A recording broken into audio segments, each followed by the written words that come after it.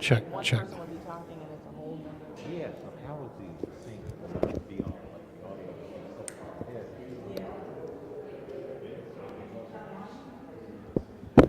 Check. Call Jamie.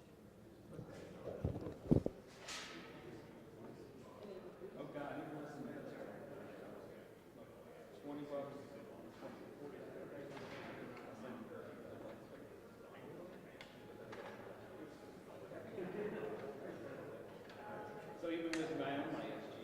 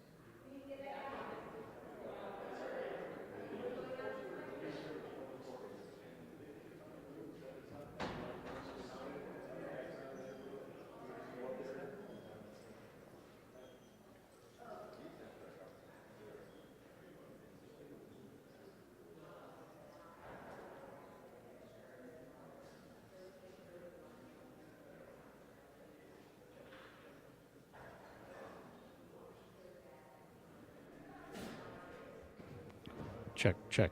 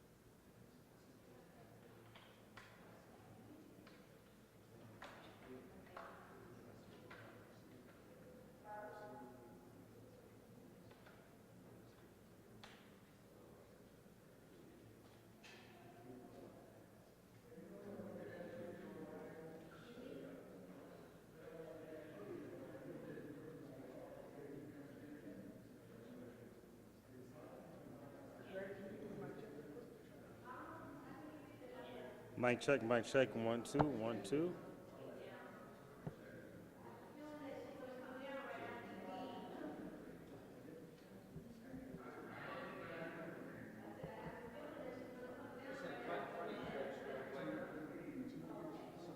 Hello, sir. How you doing? Very well, how are you? All right. You too.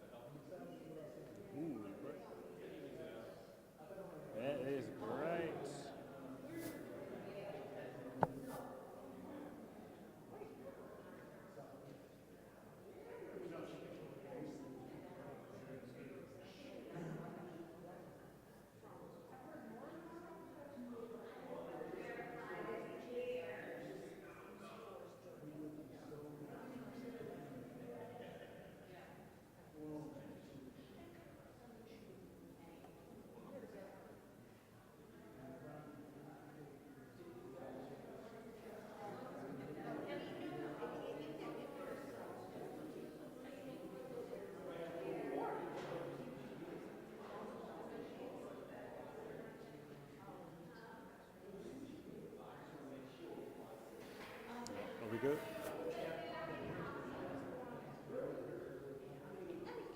All right, couple minutes, guys. Couple minutes, I promise. Who's talking? I do not. Other than the mayor, no. I know the mayor. I don't know.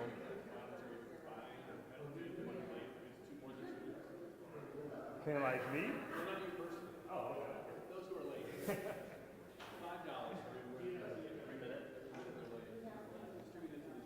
Tell them this, or my Christmas bonus. There's a such thing. What Christmas bonus you got? No. $25.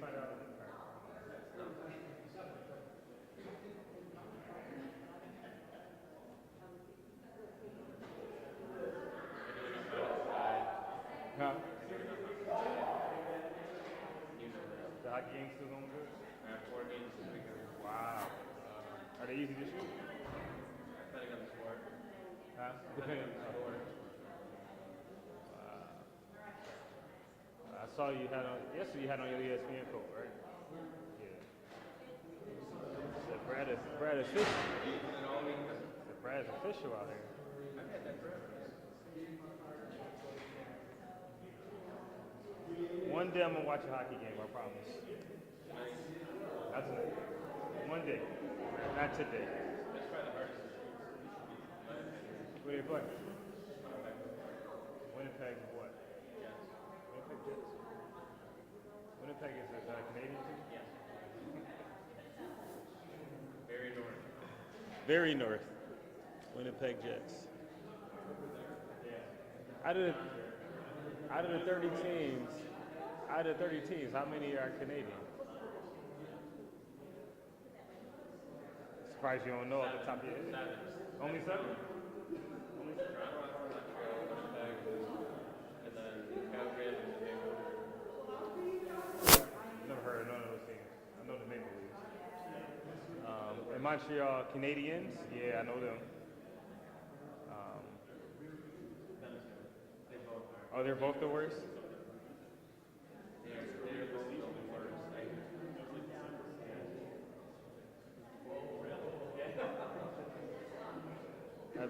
Are they all in the East or all in the West or split up? Toronto, Montreal, and Ottawa are pretty Pretty easy. Winnipeg's kind of they're above Minnesota, right? Winnipeg's above Minnesota. Minnesota Twins? Baseball. That's baseball. Does Minnesota have a team? Minnesota what? Never heard of it. They must not do much. They're good this year. Minnesota Wild. They're usually a first round exit. Your Lakers are doing that. My Lakers, please. You're not any team LeBron's on? Hell no. They got me wrong. I damn near hate LeBron. Oh, I can't stand it. LeBron is so annoying. He goes out for soreness. He's annoying. Good. Alan, you in good shape? Yeah. All right, so before we start, the mayor and police commissioner are on their way down. In a moment, the mayor will open, then go to the police commissioner. I want to give you the names of the officers now. I would ask that you hold until we start the press conference. The first 2 officers are the officers who were treated and released. The first one is Trevor, Trevor Sheehan, Sheehan. Trevor Sheehan, Trev as in Victor, O-R, Sheehan, Sheehan, treated and released, 7 years on the force. 17? 7. Secondly, treated and released. Which injury was that? Not sure, Commissioner will clear that. Do you know what district? No. Second officer, Christopher with a PH. Wilson, Christopher Wilson. C-H-R-I-S-T-O-P-H-E-R. Wilson, 4 years on the force.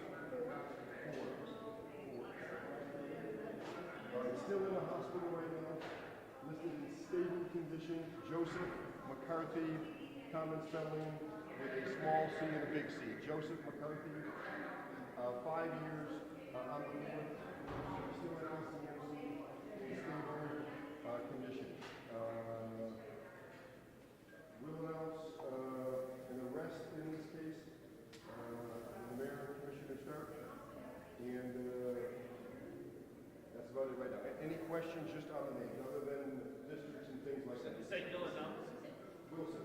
Wilson. W. Wilson.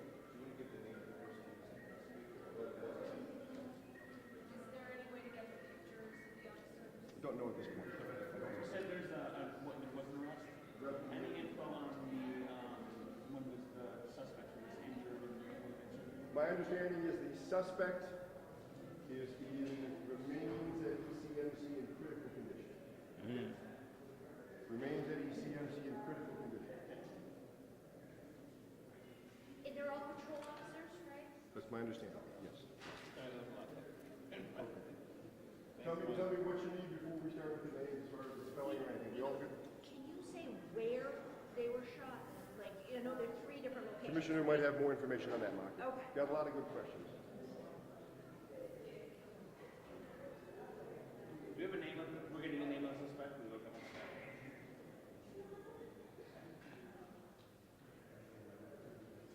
And it's just the mayor and the commissioners talking? That's correct.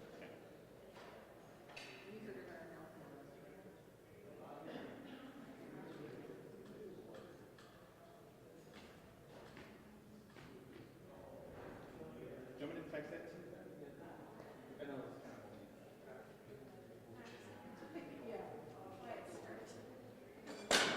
Mike, how long was McCarthy on the force? McCarthy was 5 years, I think. I'll get the ages for you. McCarthy was 5 years, Thank you. right? Yeah, 5 years. Wilson was 4. Sheehan was 7. Or is 7? No, nobody's 47. Sheehan is 7 years on the force.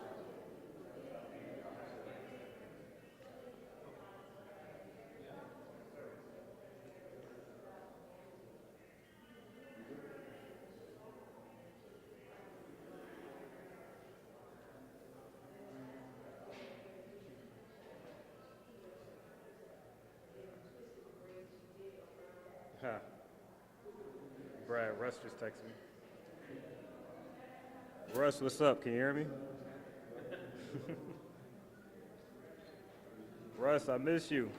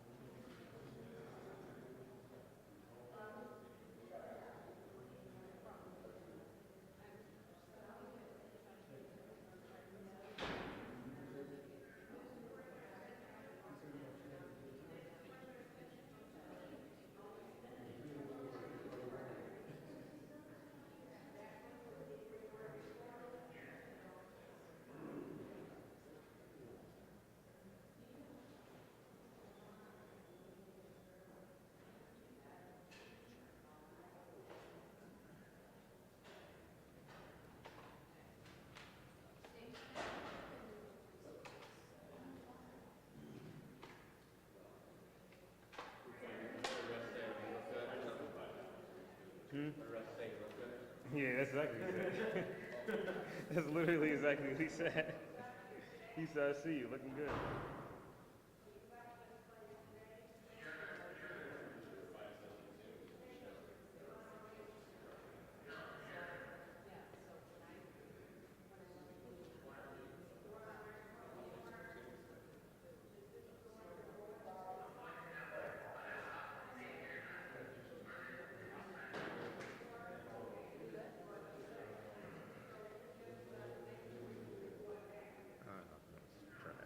I was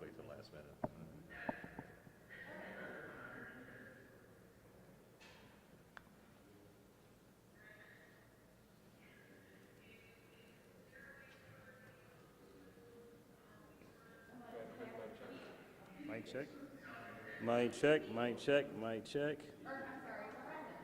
Microphone check, 1 2 1 2. All right, everybody.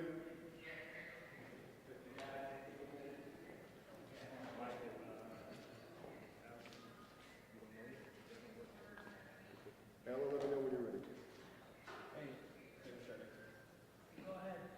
We set? Mayor, go ahead. I want to thank the members of the media for joining us today. I'm here with Police Commissioner Joseph Gramaglia. We have an update on the officer-involved shootings from yesterday evening. We do have a 28-year-old male that has been arrested late last night and charged with 3 counts of first-degree attempted murder on a police officer. I want to just recognize the work of the members of the Buffalo Police Department and the other agencies that came to assist. I want to thank the FBI, State Police, Erie County Sheriffs, NFTA Police, ATF, a lot of law enforcement cooperation. This, as you know, is a very, very serious situation, very dangerous situation. 3 police officers wounded.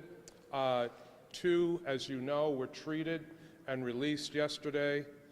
Another one, after nearly 2 hours of surgery, is in stable condition, still at the hospital. I was able to communicate with all 3 officers in person yesterday and their families.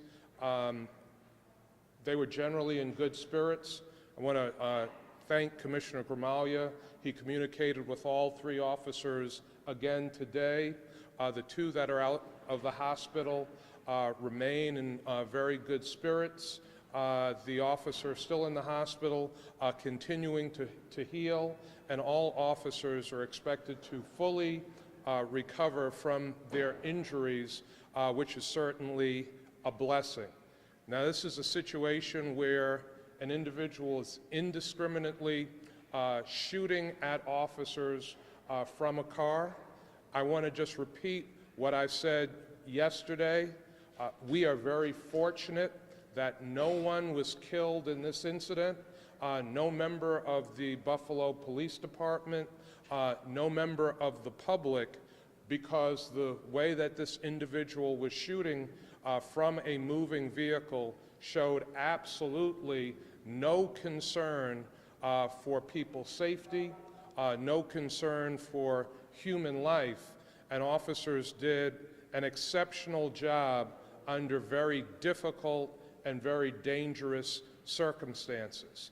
A lot of details, a lot of moving parts in this, of course, still under investigation. I'm going to turn now to Commissioner Gramaglia to provide you with more information. Thank you, Mayor. We're going to start out by, as the Mayor said, announcing that 28-year-old Kente Bell has been arrested. He was charged last night. He was charged with, as the Mayor said, 3 counts of attempted first-degree murder of a police officer, criminal possession of a weapon, and some vehicle and traffic charges. That investigation is still continuing. There are the potential of more charges coming. That will be in the hands of the district attorney from this point going forward. Again, we're very grateful that this conversation could have been very different this morning. We're grateful that the officers are recovering. I spoke with the 2 that were treated and released. I just spoke with them a little while ago and texted with the officer that's still in the hospital. Those names have been released. You will have those if you don't have them already. So yesterday, we're making more progress. Our detectives have worked continuously on this. There is a lot of work to do. I'm not going to be able to answer all questions, but there is a lot of body camera footage, a lot of city surveillance camera footage, a lot of private video. There were approximately 19 different crime scenes throughout this episode yesterday. Again, thanking the outside agencies that helped us with these crime scenes, the New York State Police, Town of Tonawanda Police, Amherst Police. There were many other agencies that had reached out to us offering their assistance, and they're from across the country reaching out with their message of support for our officers and our department. We have 10 police vehicles that were held as evidence and are being processed. 9 of those police vehicles have bullet damage. There are bullets in the hood, doors, windshields. So those vehicles are being processed as fast as we can so that we can get them, completed. As I said, there's a lot of crime scene work. There's a lot of follow-up work. We're going back. We're recanvassing. We're following the route. We're looking to see if anything was missed, if anybody found anything that they believe is pertinent to this investigation. Please call 911 or reach out to your local police district. So again, we're very pleased that this could have been much worse. The individual, Kente Bell, is he's on probation. He's a previously convicted felon for a firearms conviction from March of 2020 in the town of Amherst, where he was charged with illegal possession of a firearm among some other charges. So it's, with that, I'll take any questions. How did this all start? Can you explain, what happened at the foot of Ferry? Police officers were down at the foot of Ferry, suspicious vehicle investigation. They approached the vehicle, attempted to speak with the occupants of the vehicle. Some identification was handed over to the officers, at which point then it's reported that the driver immediately fled the scene and took off, exited the foot of Ferry, went up northbound on Niagara Street. What was it about that vehicle that was suspicious in the eyes of the police? We're still working on speaking with the officers. There were some vehicle and traffic summons that were issued as part of that initial approach and for the pursuit after that, but we still have to talk to the officers on that part. Just one more question. All of the bullets that were flying everywhere, the officers that were shot and the suspect, do we know was friendly fire involved in any of this, or you're still trying to process that? At this point, I have no evidence to suggest that. I'll give you the 3 locations where officers were struck. One was on Bailey Avenue, actually right by E District Police Station. One was in the 1900 block of Genesee Street. And the 3rd location was where the pursuit terminated at Ferry and Fillmore. The handgun was recovered. It was recovered from the defendant's hand inside the vehicle when he was taken into custody. Can you just clarify on the suspects? I know yesterday you were saying there was 3 of them, 1 got out. During the pursuit? We have the sole person that we believe responsible. We are not looking for anybody else. Just the one? We have the sole person that we believe responsible that we charge. We are not looking for anybody else. At what point did Mr. Bell start shooting at officers? Somewhere in the Black Rock neighborhood, we're still working to determine that, but through radio transmissions, it was somewhere, I believe in the Niagara-Austin Street area. We're still working to determine that, but there were radio transmissions throughout the pursuit where officers were getting on the air saying that the suspect is shooting at our police vehicles. And you're saying he's on parole for illegal firearms possession in the past. Did bail reform ever play a role in any of his convictions? He's on probation for illegal possession of a firearm. So he went through the court process. He was prosecuted, pled guilty, and is on probation. So how does someone who's on probation end up with an illegal firearm again? I think that's a problem with a gun problem that we have with people illegally possessing firearms. Was Bell the driver? I'm sorry? Was Bell the driver? Yes. So he was the driver, and then was he stopping the car and getting out and shooting while the chase was essentially going on? Again, we're going through a lot of video to determine how all this played out. All the radio transmissions from the officers, that shots were being fired during the pursuit. So, again, I'm going to be vague on some of this because there's a lengthy investigation. There's a lot of work that needs to be done in this particular case. Was Bell shot in 2020? He was shot. I don't remember exactly what year it was. He was previously shot. It might have been that year. He was shot in the city of Buffalo. I think it was 2020. How many officers do you anticipate were part of this incident last night? And how many of them were firing their weapons? We're still working through all of that. We have police officers from all 5 districts that were involved in this, so we're still working through all of that. In the The defendant was also wounded. He was shot, and he went through surgery last night. He's out of surgery last night, and as far as I'm aware, I believe he's still in critical condition. where was he shot? I don't have the locations of where he was shot. And was there anybody else in the vehicle with him? At the time he was shot, no. Okay, but at any time during this pursuit was There were female in the car. Was there somebody else in the car who got out? There was another person in the vehicle in the very early stages and exited the vehicle quickly. Did you ever find that person and speak with them? We have everybody that we need. We have everybody that we need. And no charges. I'm sorry. Are you able to tell us which officer was shot at which location and also what their injuries were? So we have the one officer, Officer Sheehan, was shot on Bailey Avenue by the E District Station. He was shot in the left bicep and the ear. He had a procedure to repair his ear last night. Then he was released about midnight last night.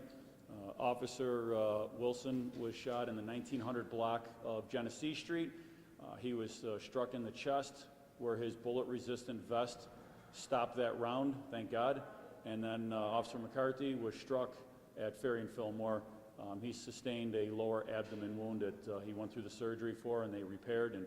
And as the doctors told us last night, he's expected to make a full recovery and he's still in the hospital recovering. Commissioner Gromalia, have you ever been involved in something of this magnitude where it sounds almost like hundreds of rounds fired by your officers yesterday? I don't have the count of the number of rounds, but no, this does not happen often. I don't think this happens very often around the country.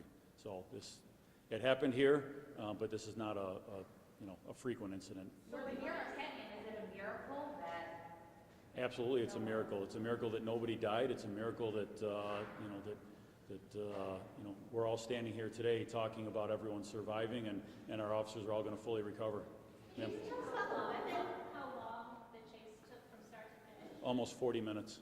40 minutes? Yes, almost 40 minutes. Okay, can you tell us about the weapon that the suspect used? I'm not going to get into descriptions on the vehicle. It So sounds like there were a lot of bullets fired throughout. I mean, if you listen to it, were there multiple weapons? Or?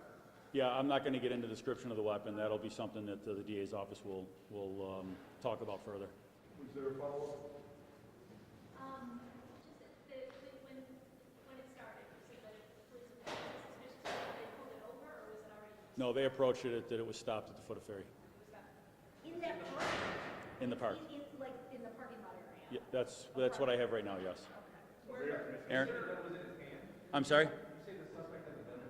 At the termination of the pursuit, when officers took him into custody, as was reported to me, the gun was still in his hand. Was there any exchange between Bell and officers at the initial stop? At the initial stop, I don't have anything to say that there were any shots fired at the initial stop. Were any of the officers who were shot, were they involved in the initial approach of Bell? No, or? just two officers riding together in a car were on the initial approach. Can you talk about the pursuit along Ferry, because that's incredibly dangerous. I mean, you're crossing Elmwood, Delaware, and a lot of major intersections there. It's a miracle that no one was hit or T-boned at any of those intersections. It didn't go on that end of Ferry. It was a roundabout way. They wound up on the 198 from Black Rock. They wound up on the 198 to the 33 to Bailey, down Bailey to, I believe it was Sycamore, worked its way through a side street over to Genesee Street, and then wound up over to Jefferson at one point, up Jefferson to Ferry, and then Ferry to Fillmore. How much property damage are you looking at with bullets flying around, the crash? Is there a lot of different properties you're checking out?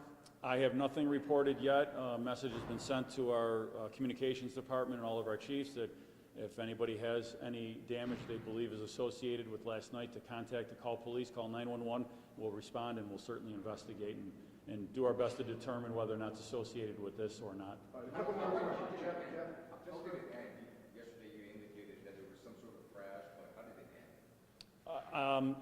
I didn't get all the specifics on that. I believe there was a crash, but it terminated at that location. So, Hannah, just real quick.